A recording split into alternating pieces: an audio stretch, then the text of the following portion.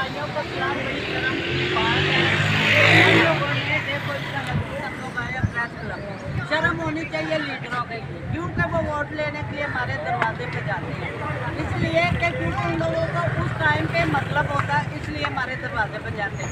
अब हम रो रहे और हमारी कोई आवाज़ नहीं सुन रहा, क्यों नहीं सुन रहे? क्यों भाई तुम लोगों को कोई काम नहीं होता? ओडिशा नगरी इसलिए बिल हम नहीं भरते। मैंने 25,000 का बिल इसी महीने का भर के और पूरा महीना मैंने लाइट नहीं देखी। हमारे बच्चे आज जो के स्कूल जा चुके हैं और कोई लाइट देखने का कोई मंसूबा ही नहीं बन रहा, कोई लीडर नहीं उठ रहा, कोई मोहल्ले के लोग नहीं उठ रहे। क्यों? किस वजह से? सारी साइडों की लाइटें खुली हुई हैं, कोई किसी का बिल पे नहीं है। हमें पता था ईसा नगरी का ज़्यादा बिल पे होते हैं, वो तुरंत जो है ईसा नगरी पे डाला जाता है और कहीं नहीं डाला जाता।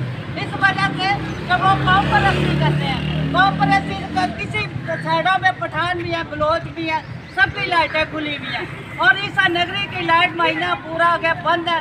क्योंकि मैं तो शर्म आती है, तुम लोगों को शर्म दिलवाते हो, लेकिन तुम लोगों में शर्म ही नहीं है बगैरतों में, इसलिए कि हम लोग शर्म के मारे आज इधर एक महीने के बाद आए हैं, लेकिन तुम लोगों में गैरत ही नहीं है। बहुत बगैरत हो तुम बिजली वाले जितने भी हो, बहुत हरामी हो एक नंबर के। हमें भी गुस्सा आ रहा है क्योंकि सारी रात मच्छर काटते, बच्चे सो नहीं सकते, सुबह स्कूल कैसे जाएंगे?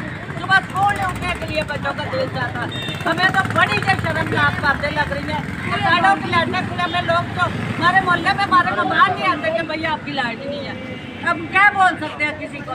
बिल भर के भी हम जलील हो रहे हैं। शर्म करनी चाहिए इन लोगों को, हया आना चाहिए बगैर ये बगैर की मैं चाहिए ईसा नगरी के साथ खास करके शुक्रिया।